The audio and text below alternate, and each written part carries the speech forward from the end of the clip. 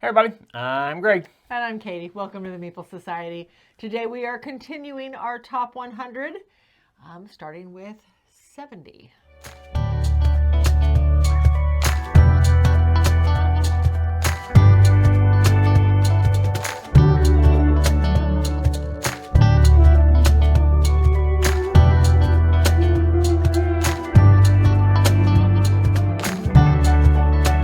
But before we get started, please like the video, subscribe to the channel if you like this type of content, and of course hit that bell icon if you want notification of future content.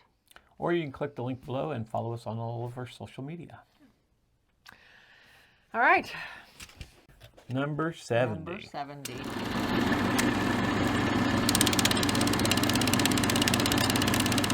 All right, my number 70 is a deck builder game. My number 70 is a deck builder. This is one we bought a while back. We are actually on our second copy because our first copy was borrowed and worn out by our son and his wife. This is Harry Potter, Battle at Hogwarts, Hogwarts Battle. Don't even remember the name Something of like it. that. Couldn't remember if it's Battle at or never mind. Anyway, this one takes you through the entire 7 books of the Harry Potter world, the Harry Potter story. You start off with the kids as kids. You have 4 different... Kids as kids. Yes, Yep. they're kids. They're children still. How's that? The kids as children. Okay. There are 4 different characters you can play in the game. Of course, the main 3, Harry, Hermione, and Ron, and then they also add Neville into it. And you can play as any one of the 4. All 4 have special abilities of some sort. Things that when certain things happen in the game, you get a special benefit from it, whether it be healing or extra fighting ability or whatever. But as in any deck builder, you are using one certain icon from your cards in order to add cards to your hand. You are using different icons to, of course, fight the bad guys, because it wouldn't be Harry Potter if there were not bad guys to fight. In the first book, it's fairly easy. I feel like they really ramped this one up. The first couple books are very simple. They are designed to get a novice who is exploring this because of their love for Harry Potter into the deck building genre. Yeah, they just add things And as they then, go. yeah, It's and kinda then like as it's a the legacy game goes on, it just adds more and more to it. There were multiple expansions to this. I'll be honest, we sold all of our expansions. We just kept the base game. We played through them all, but by the time we beat them, we decided we really just liked the core game. If I want to play it, I don't want to add all the extra Yeah, stuff. especially the last one. Last one just seemed like it just added things just to be adding It things did. now. I felt like it did. Just to make it more complicated. Yes. And I kind of like just that core game. Now, if you're an experienced gamer, and actually from here on out, anytime we would break it out, we would probably start at like box 4 or 5. I wouldn't start back at box 1 unless I'm playing with a novice. But yeah, anyway, that is Harry Potter Hogwarts Battle, my number 70. Very interesting deck builder. Yeah. I like it, very thematic. Okay, so my number 70 is also can be considered a deck builder. Okay. It is, I mean, in a way. Okay. But it's got a Western theme to it. Okay. We only have 2 Western games. This is Great Western I was Trail. going to say, it's got to be Great Western Trail, because the other one doesn't have any kind of deck building to my To your knowledge. remembrance. My remembrance. Anyway, Great Western Trail is all about the deck building part is that you're trying to get more cattle in your hand to be able to take to market, which More or with the less. expansion there's more markets, but Yes. it's basically you're going to Kansas City. Yeah. You're herding your cattle to Kansas City, but as you're doing it, you get a certain amount of cards at the beginning of the round. Those are the cards you have to deal with, or the cattle you deal Yeah. with.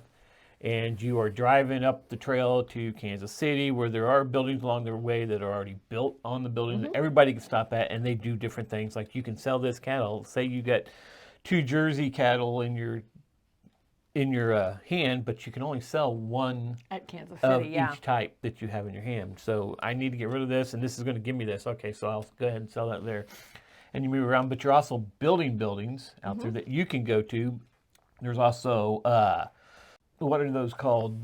On the sides, they're like little Hazards. hazards. Yeah, you can go and take care of the hazards to get some points for it. Though you can visit the natives in the area to get things from, to trade with them, all while you're trying to get up to there and sell your cattle for the most price. And then with the expansion, you can go on down the rails and deliver Yeah. to other cities. This is one of those games that we have that we got the expansion. We'd never played it again without the expansion, and we do have the first edition with the crazy looking cowboys on the front of the cover. Their eyes are a little crazy looking, yeah. But- I think the drawing is beautiful, but is very well done. It's just, yeah, the eyes are a little Yeah. creepy. Yep. But yeah, this is one I would not play without the expansion. Right. The expansion adds so much more and it makes it a little bit more of a game. Yeah. Yeah, so that is my number 70, Great Western Trail.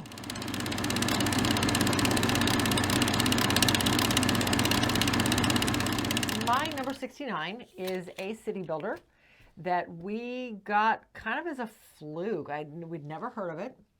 Picked it up at the Dice Tower off of the exchange table on the last night. But really enjoy this one. We've actually introduced this to Jeff, and he turned around and bought it and really enjoyed it. Oh, okay. This is Neom. Neom is an interesting city builder. Everybody has their board. It's a 4x4 grid, and it plays in 3 rounds. You are drafting tiles. This is basically a draft. Everybody has a hand of tiles. You pick one, you pass the rest of the hand. So you're going to see some of that hand come back to you, but you're not going to see it all. At any point, you can trade in any tile you've drafted for coins, because you have to have coins to build some of the buildings into your city. There are certain rules as to where things can go. Some areas give you resources, and then the resources are just depicted by little chips you put up on the top of your board that shows what your city is capable of producing. If you can't produce what you need in order to build a building, because a lot of buildings depend on that production chain. But if you can't produce that, maybe your neighbor can. You have to pay that neighbor to do so. But in order to pay that neighbor, in order to have access to your neighbor's stuff, you have to have a road built to the edge of your board. And your neighbor does too. So the neighbors' cities have to be connected in some fashion in order to be able to make use of that supply chain, which I think is kind of interesting. Because until I get that city built over to until I get that road built over to Greg's city, it doesn't matter what he's got, because I can't access it. I have no way to get to it.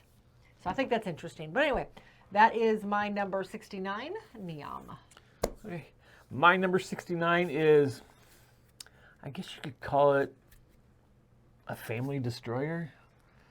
Monopoly? Or a tableau deconstructor, or Oh. this is Family Business. Oh, not the one I thought. Okay. This is, in Family Business, you are a mob family. Everybody's a different mob family, and you are trying to be the last family standing, basically, alive.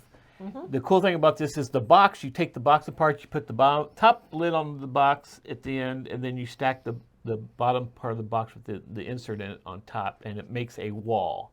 The wall is for when you're playing cards throughout the game, and you are trying to get the other family members in the, what do you call that? The line. The line. Is it just the lineup? I thought it was called something else though, but it's a line. And The hit at list. the end, and the hit list, yeah. And when a mafia war starts, depending on how many cards are in there, or there are cards that actually start some mafia war, the first person goes up on the wall, and at the end of that another person's round, that person dies, another one goes up. The cool thing about the wall is that with the insert on the top, it becomes a Graveyard, grave, so yep. the cards go up to the graveyard as Wow. they die. But it's so cool because somebody will like do a double hit on you, and you have something that'll block it. They're like, oh, nope, I have this blocks it so it doesn't. Or you can reverse the hit. Or there's the St. Valentine's Day Massacre, which just takes everybody out that's on the hit list. Or it ends the war and everybody on the hit list gets to go back. No, they don't get to go back, they'll stay.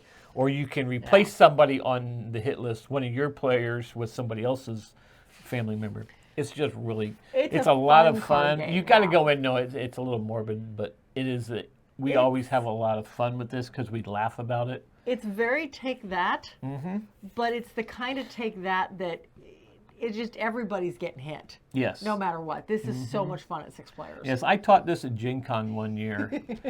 I have to tell this story. I taught this at Gen Con one year for Mayfair Games, and I was teaching the demo, and this group of guys came up to play it, and they said, "This looks like one of our types of games." Well, they sat down. They were from New York and New Jersey. They all had that thick Jersey or New York accents, and they were naming the people in the mafia. It's like, "Oh, I remember this family. Oh, I know that family." I mean, they weren't any older than me, probably younger than me. But they played the game in the 1920s New York accent, the entire game. It was just hilarious. And just when they would take out somebody, and oh, yeah, and it was great. It made it fun. It made me like the game because I'd never really played the game before then. So that's why we ended up with the game. It's a fun one. Yes. This is one we pull out on game night sometimes just to laugh. Have we played this one on the 24 yet? I don't remember if we have or not. If not, we need to. Yep, we'll have to look. Yeah, and if you know, comment and let us know if you already know we have. Okay. But yep, that is my number 69, right? That's where we're at. 69, 69. Family Business.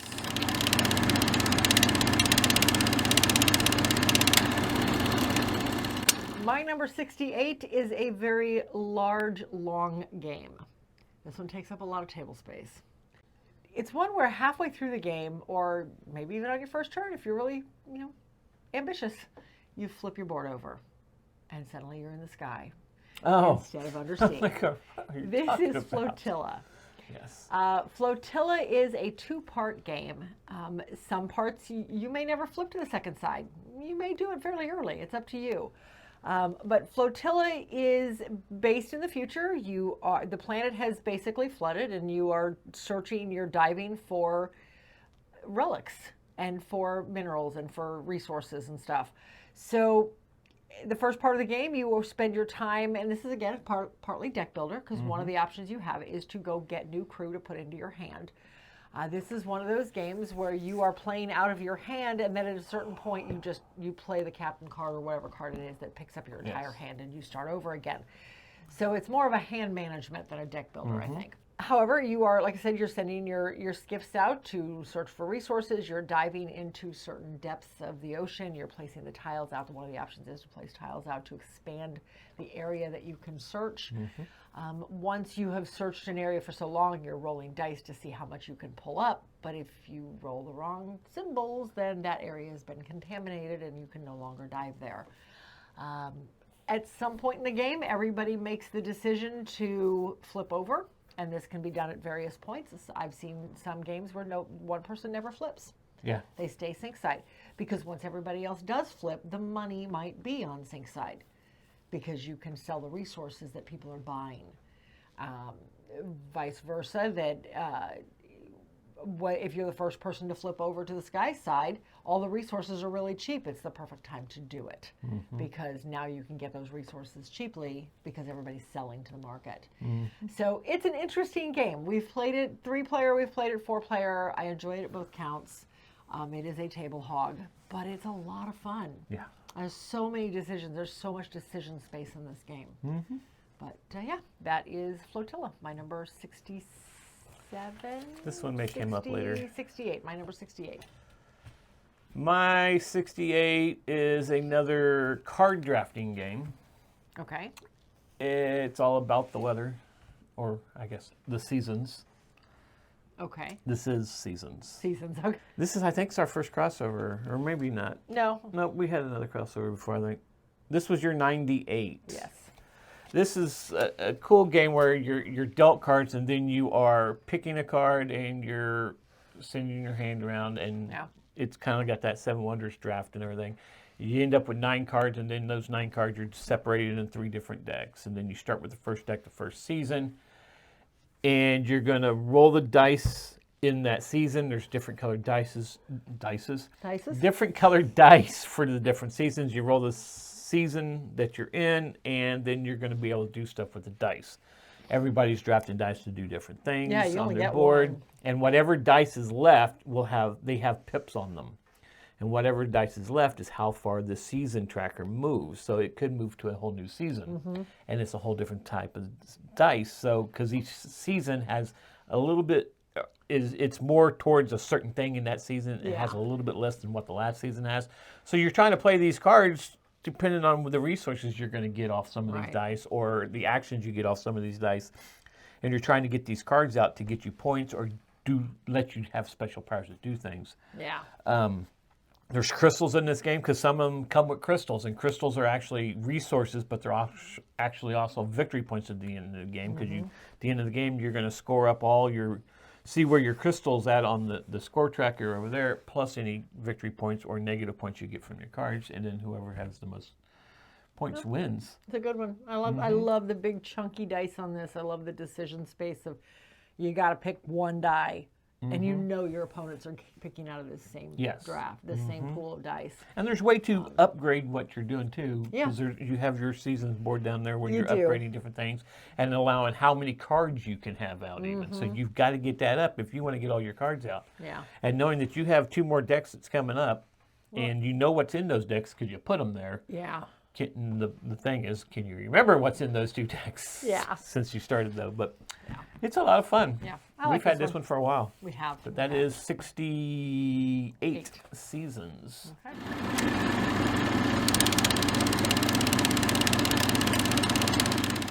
My number 67 is a space-based game. Not space-based. Is a space-themed game. Let's put it that way. My number 67 is a space-themed game where, oh my gosh, how do you describe this one in a sentence?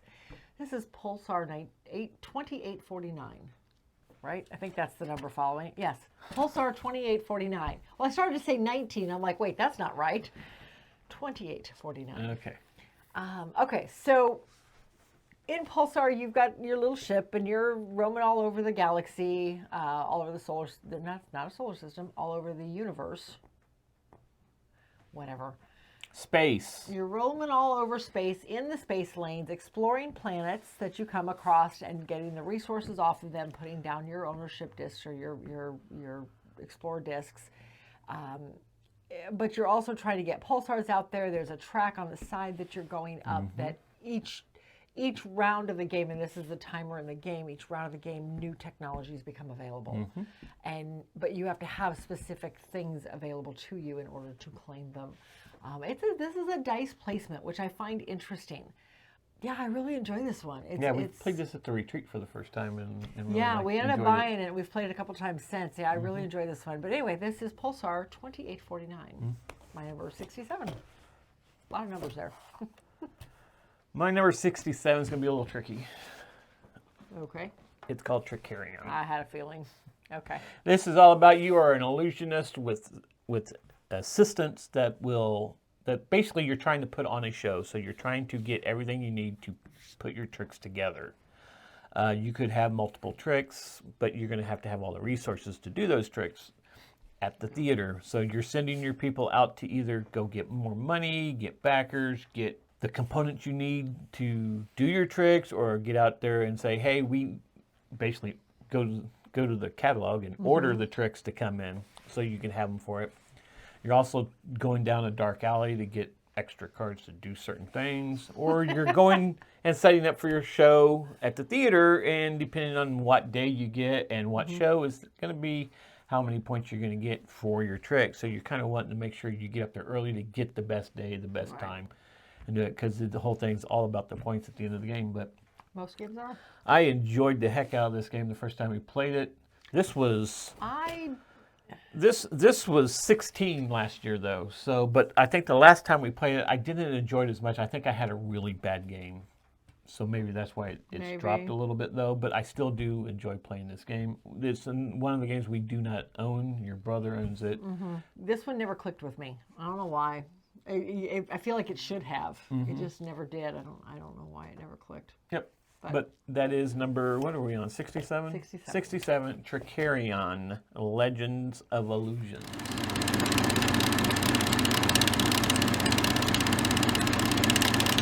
My number 66 takes us to Europe, to the beautiful city of Paris. This is Paris. Okay. It is Paris. This is a very interesting game, very modular. Yeah. The board is literally made up of like 12 different pieces of cardboard.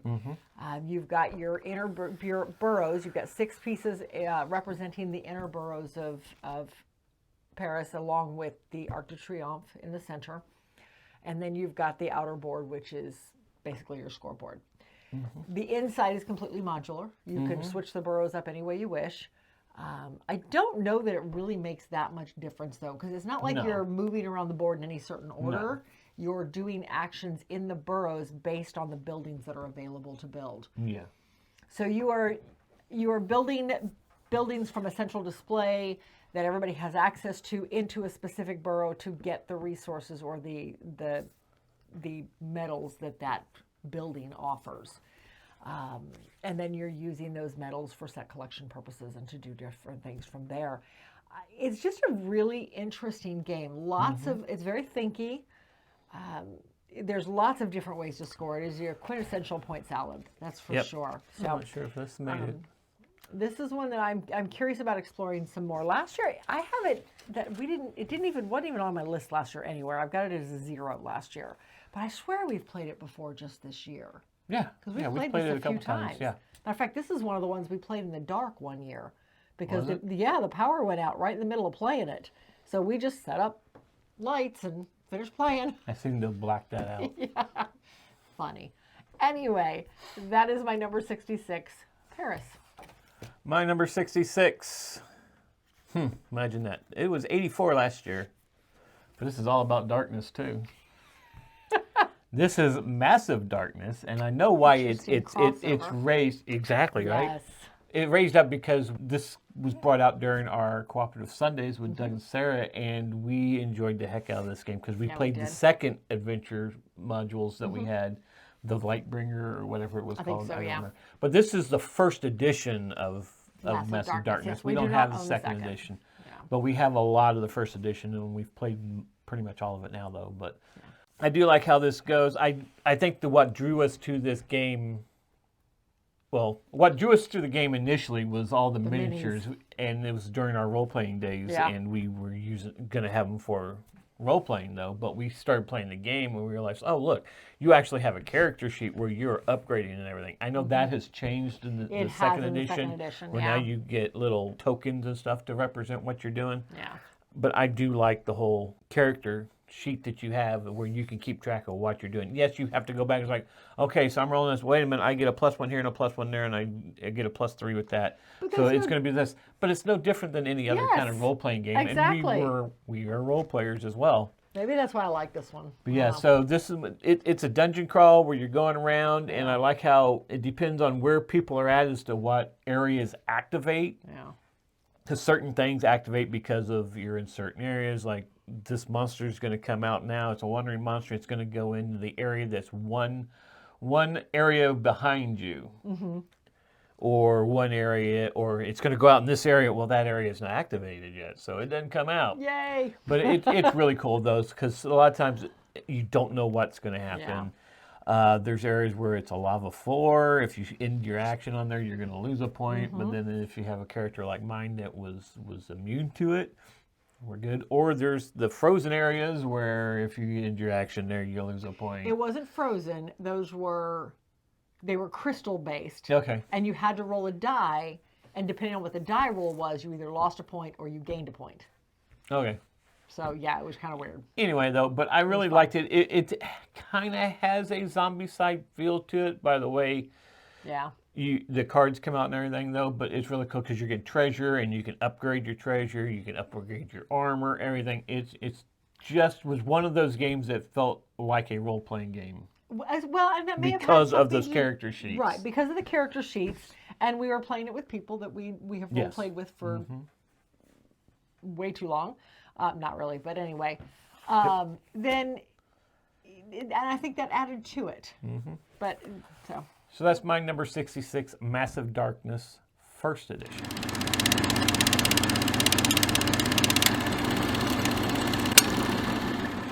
My number 65 is another dice placement game. This is all about producing goods and building up your factory. This is Fantastic Factories. Fantastic Factories, you start off with just your base player board, which gives you a couple of options for for basically doing various actions if you place the dice there. Yep. Everybody has a certain number of dice throughout the game. You are using those dice to get more cards into your factory, and those cards that you put into your factory will give you additional benefits throughout the game. We've only gotten to play this one a couple of times, and I really remember enjoying the dice placement aspect of it and being able to build out my tableau, i.e. the factory. Yeah, I like this one. It intrigues me. Yeah, this one didn't make my list because we haven't played it that much. Right, we've And only I played it a couldn't couple of remember times, a lot of the maybe 2-3 gameplay times about now. it, so I think that's the main reason why it hasn't been on. But I do remember enjoying the it, game yes, itself. I really because I enjoyed it. love those dice manipulating games, Yes. and you're building an engine basically to Yeah. do the different stuff, Yeah. or factory as it says. Yes. Yes, I know. I'm anxious to play this one some more for sure. It definitely intrigues me. And it's a small footprint. I feel like this is one of those games you could take and play at a bar or something easily. It's not a huge footprint. Everybody just has their little area. Yeah. So, but anyway, that is Fantastic Factories. My number 65 is something I definitely want to explore some more. Yep. Okay, my number 65 is all about trainway robbery. Colt Express. Yes, Yes. this is Colt be. Express. What else could it Where's be? it changed? This was 52 last year. not too bad. We haven't really played it much lately though, but this one has always been a lot of fun playing. Even with brand new players that never played games like this before, they always have a lot of fun. They're confused at first on how things happen. Yes, it takes a full round. Yes, but once they get into it, they're like, "Oh, this is great! This is great!" Yeah. But you have a train set up out in front of you, a 3D train. You have treasure all over the train and everything, and then you have your meeples in certain areas, and you are playing cards. Everybody has the exact same cards in their hand, and you're playing cards out just like, I want to go up, or I want to punch somebody, I want to shoot somebody in the next car, I want to pick up loot, or even move the sheriff. You have a card for each round that says, this round you're going to play the first card up, second card down, then the third card up, and maybe I'll have a fourth card where you play it up too. So, so you're going to play your cards out just like that, and you're going to stack them up. So first player's going to put his card down, and it's going to go like that around the table. At the end of that round, then you're playing your cards once you get through the train. Well, it's not even each player. Somebody, whoever's first, takes the whole stack and you play out each card in succession.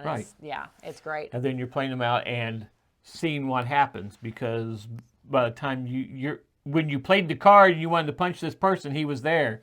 By the time that action comes around, he's left. Yep, he's gone. So now you're just punching air. So And you lose that getting action, nothing. basically. Or you're thinking you're going to shoot somebody up on top of the train because they're right there, and on top of the train you can shoot as far down the track as you can till the next person you hit. Or if you're inside, you just shoot to the next car, but you go to shoot, but that person's already climbed back down. Yeah. Or you shoot the wrong person. You Yeah. shoot somebody you didn't mean to shoot. Or you get your way up to the engine where the big briefcase is at, what you're trying to yes. get to in the first place to get the most points. You climb down to get it because the sheriff's not there.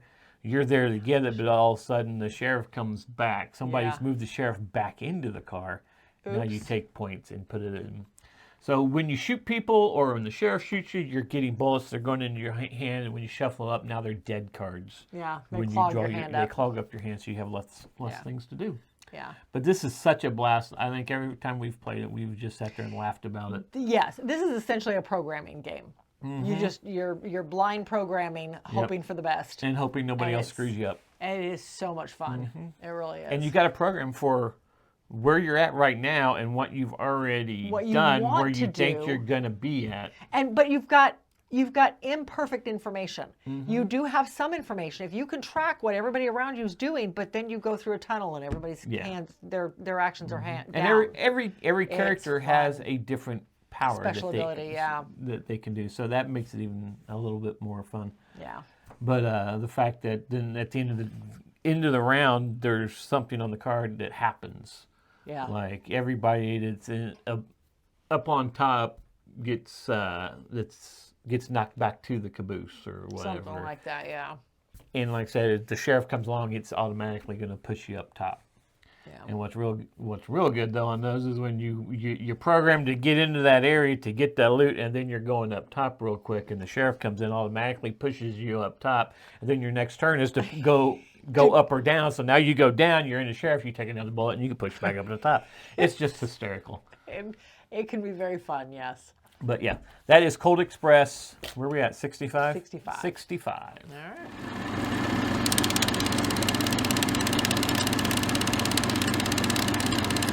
My number 64 is an interesting card game. You are trying to raise the numbers from 100 to 1 or 1 to 100 and get rid of all your cards. This is called The Game. The game is a cooperative card game. It is, oh my gosh, you've got 2 cards out at the start of the game, no matter how many players you've got. One is a number 1 and one is a number 100. And the idea is to get this 1 to 100, but to get the 100 to 1 or somewhere in that general vicinity, you need to get it basically ascending or descending and get rid of the whole deck in the process. Before, yeah, you've got to get rid of the deck before you can no longer play cards. That's what it boils down to. So on your turn, each player is playing as many cards out of their hand as they can, while not trying to jump too far. Because if I play a 1 and then a 2 and then a 12, well, now nobody can play 3 through 11. 3 through 11 are dead until the other side gets all the way up there. But there's a neat trick where you can go, okay, so I played a 12 and then I play a 13, 14, 15, and then I play a 5. Because that you can play a card that is exactly 10 back, and it'll drop the number back down. Yeah. Or vice versa, to raise the number back up over on the other side. I don't know that we've ever actually won this. I think we've gotten down as low as 4 cards. I don't know if we've won it. Yeah. Because you can't say what's in your hand. You can't yeah. talk. You can always The say, I most really you can like do, that yes. card there. The most you can do is, I really like this pile. And that's it. That's You all can't say say. nobody lay there. You can, I like this pile. I like this pile. People in other say, words, how much do you like this pile? I i.e. really like the pile. Exactly. Don't touch it. Or, it's okay. So it's interesting. But then again, if you really like this pile because it's sitting at 15 and you have the 18, well, what happens if the player before you has the 16 and doesn't play it? Because, you know what I mean? So it's an interesting one. That's for sure. I really like this one. Like I said, I don't think we've ever won it. We've gotten as low as 4 cards before. But it's a neat little tense end of the night type of game where there's a little bit of tension in there, but at the same time it's quick and it's simple. So yeah. But anyway, that is The Game. My number 64. My number 64 is a worker placement deck. I think it has deck building in it. I'm pretty sure. Anyway, but it's dual. The cards have dual things to do on it. Multi-use cards. Multi-use cards. There you go. See, that's why we keep her. But this is Endless Winter, Paleo Americans. Okay. So you're putting your workers out on the board where on the different areas, and you're paying for those actions with your cards or with resources, depending on your one. So, and then the different types of cards do different things, or you can save your cards at the end for the eclipse phase, which kind of determines the player order and a couple different things. It's just, there's so much stuff going on in this game, so many areas to go, and the fact that the cards are dual use is really cool. We haven't got this played that much. No. I do remember the plays we've had of it. I really liked it. Okay. I don't remember where this was at last year. This is new to my list. Okay. So, and I know we played it prior to this year. It didn't make my list, I think, because I couldn't remember. I remember enjoying it, but I couldn't remember enough about it to remember why I enjoyed it. So we definitely need. This is another one. Yeah, this is another one we need to get back to the table, and who knows, it may go up, it may go down. Right now it's sitting at 64. That is Endless Winter, Paleo Americans. All right.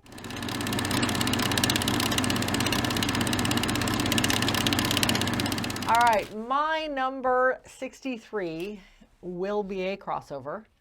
it will be in your top 10. I don't know where, but it will be in your top 10. Last year, and don't ask me why, this was at 218 for me last year, so it definitely raised. We've had a lot of plays of it this year, though. In fact, we just played it not that long ago, actually. This is a game from my childhood, and that right there should give it away. This is London Cabbie. It's in your top 10, isn't it? I'm not saying that. Exactly. Anyway, this is one I played all the time as a kid. This is quintessential 1970s artwork, 1970s gameplay. It is quintessential 1970s. But I played it all the time as a teenager, as a young preteen time frame. When we got into board games, I picked it up. I found it on eBay and picked it up. And since then, it has become one of your favorite pick up and deliver games. In London Cabbie, everybody is driving a cab around the city of London through the crazy one-way streets and picking up passengers and then delivering them to where they want to go. Only when you pick them up, you don't know where they want to go, as with any cab driver, I would imagine. You are picking them up, and at that time you pick them up, you are flipping a card over, a destination card over, and it tells you where they want to go. And then there's a grid on the board that it tells you how much you're going to make. The highest fare, and this should scream the 70s, the highest fare is £1.50. The lowest is 25 pence. So, and then you get tips on top of that. Hopefully, there's one card in there that says nothing. So, Yeah.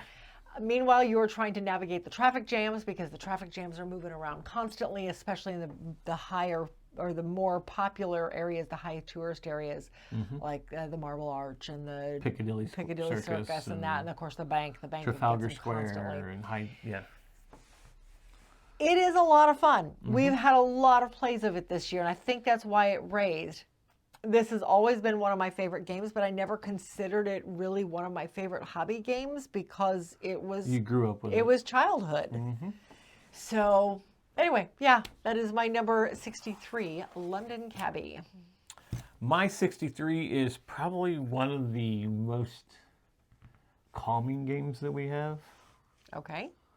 Could be a couple. This has an Asian theme to it. Okay, that narrows it down to 2. This is Tokaido. Okay. This is all about going down this track on an adventure, basically a hike, and visiting different things to make pictures of the areas, or you're picking up gifts or souvenirs, what have you, and you're going down the track.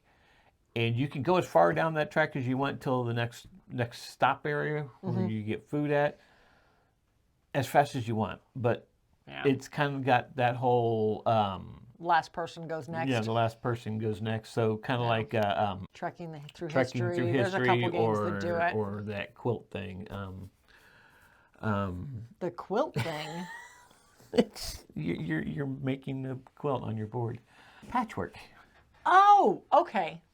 Where whoever's in last goes next. So yeah, gotcha. So okay. So if you zoom way out ahead, it could be 4 or 5 turns before you get to go again.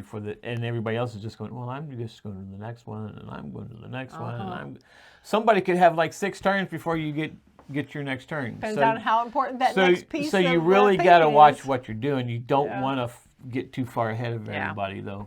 But I think I don't know what it is about this game, but I always see it seems just to be real calm when you're playing it.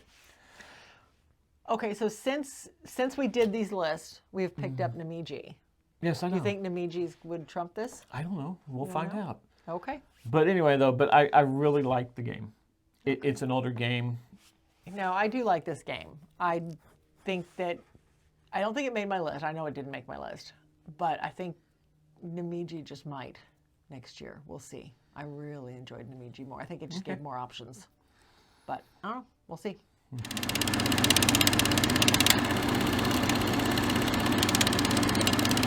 All right. My number 62 is one we have had for a very long time. We've actually gotten some upgrade pieces for it, and I have yet to play it with the upgrade pieces. I am looking forward to doing so. This is Caverna, the Cave Farmers. So Caverna this was basically designed very similar to Agricola. But in this one, instead of farmers, you're playing dwarves, right? Mm-hmm. Yes, you're playing dwarves. Jeez. Where you are trying to carve out the cave to build your home. So you are little by little chipping away at the cave and adding rooms in there. Meanwhile, you are also farming out in the fields to get food and such to feed your family with. There are spots on the center board that you can go out to get food or to allow you to do your building or whatnot, or to go explore. You're going to go out and explore. And your strength depends on your shield. Your shield strength dictates what you can do and how big of an action you can take. Now, we've got some upgraded pieces. I'd seen on another video on, I think, Brothers Murph, they had some little 3D dwarven miniatures where the shield, instead of sitting on top of your wooden disc, sits in the back of an actual 3D dwarf.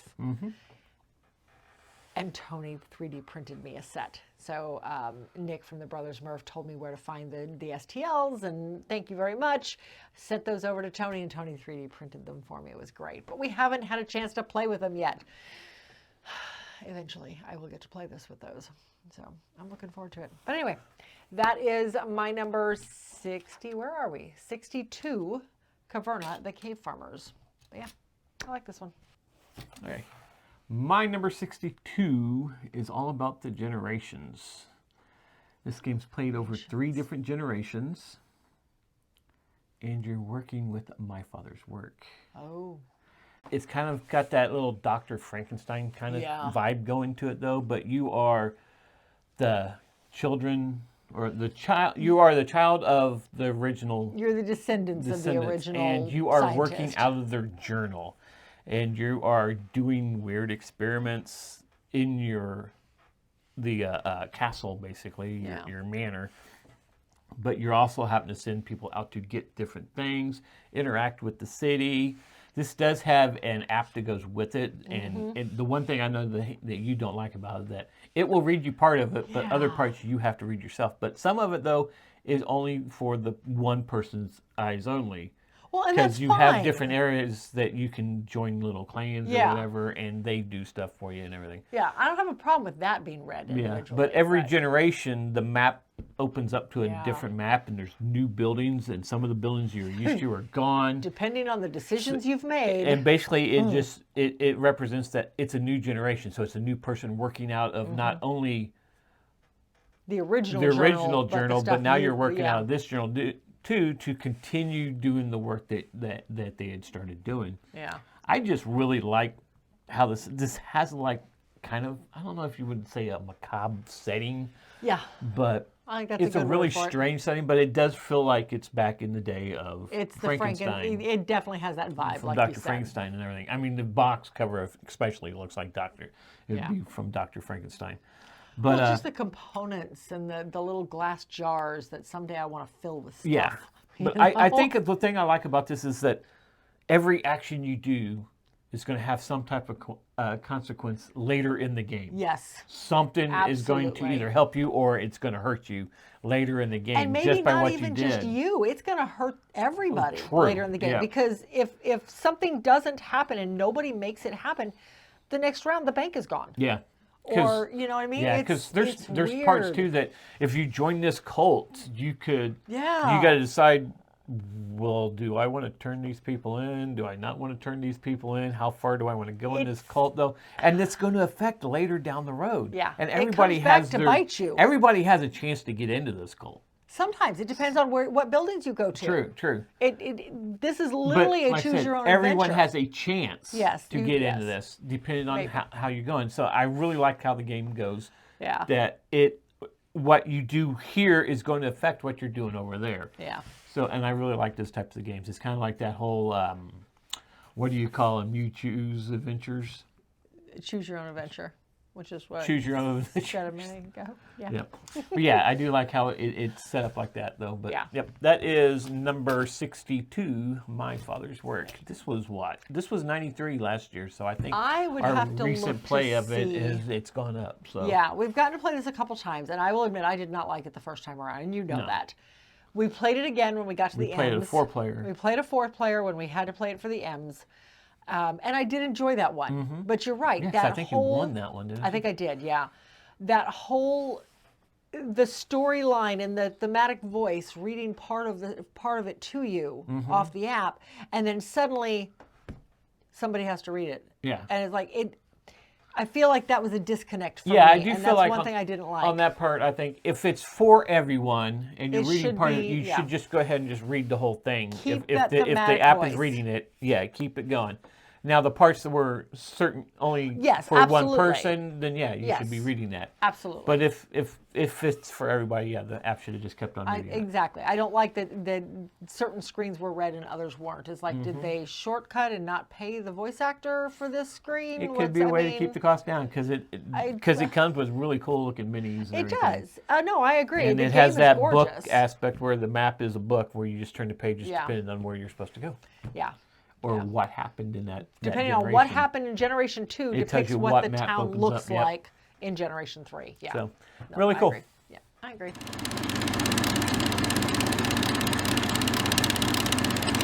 Last but not least, my number 61. 61 is not quite cooperative. It's not cooperative. But everybody's using the same pieces.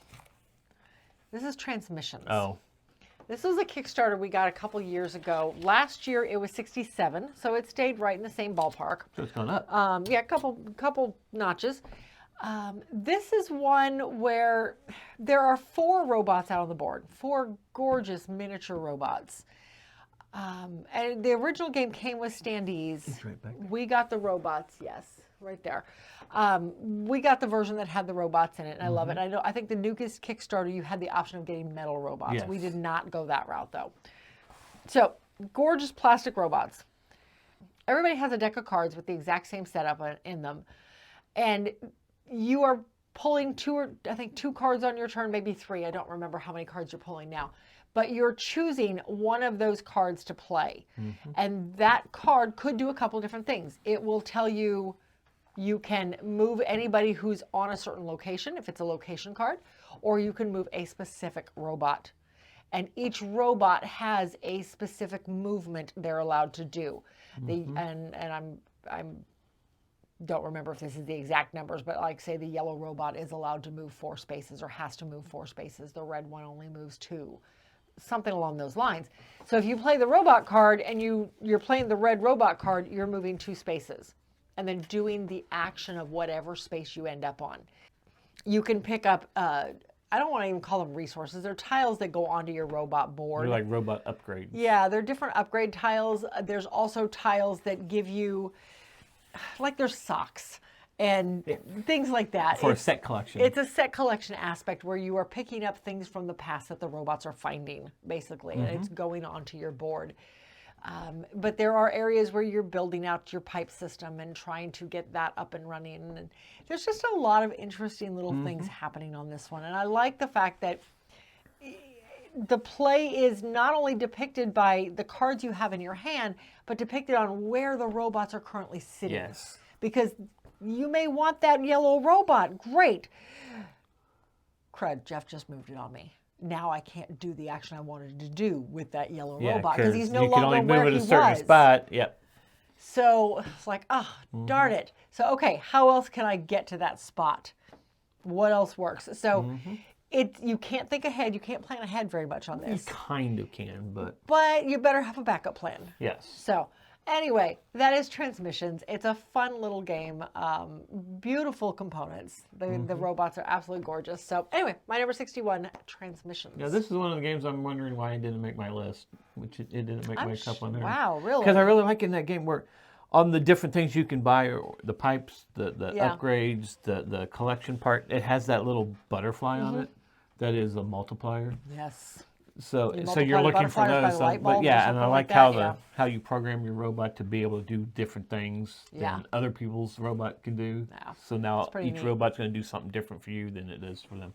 I really like it. Nice programming game. Not sure why it didn't make my list.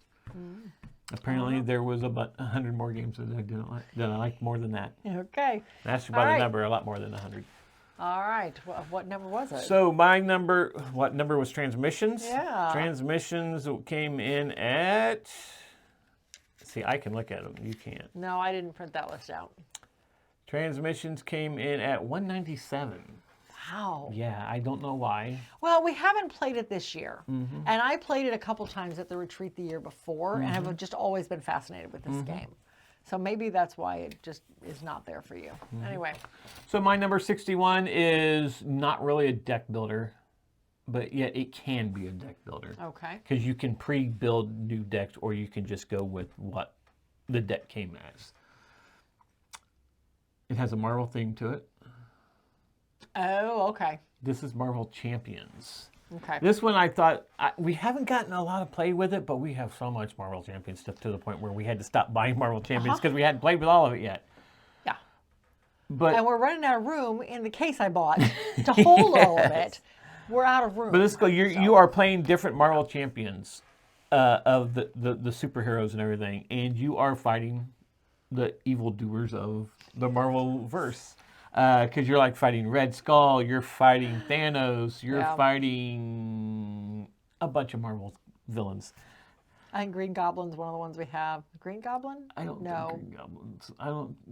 No. Green Goblin is in there. Yeah, Kang is in there. And So there's a bunch of different people, but you are grouping together with the different heroes, and you're going at them, and you've got cards that are doing things. You have your character card, which has a hero side and a alias side, which is your real person. I can't remember what they actually call it. And each one has a different power it can do. And if you go to your alias side, when you come back, you're healing, basically. Yeah. And then on your superhero side, you're going to get to do a lot of extra stuff when you're battling. But you can't be attacked if you're on your alias side. Nope. When the villains attack, though. What the heck do they call it? But I really do like the way this game is set up. Each character has its own deck, own separate cards, but there are certain cards in everybody's deck that a lot of people still have. Yeah. So that part of it's common with everybody else, though. But you can talk out how you're going to play it and say, okay, well, I've got these cards, so I'm going to be able to take this out. Or, guys, I have this guy attached to me, and I can't get him off. Can anybody help? It's really cool. I feel it's a little more thematic. Not saying it is really thematic, though, but I think it's a little more thematic than Marvel Legendary. Oh, blasphemous. But I do like Marvel Legendary a lot. I'm not sure where it came in on my list, though. But this is Marvel Champions, my number 61. All right, and that is it for this episode. 20 more great games. So, join us for the next one. Until then, we'll see you at the next one.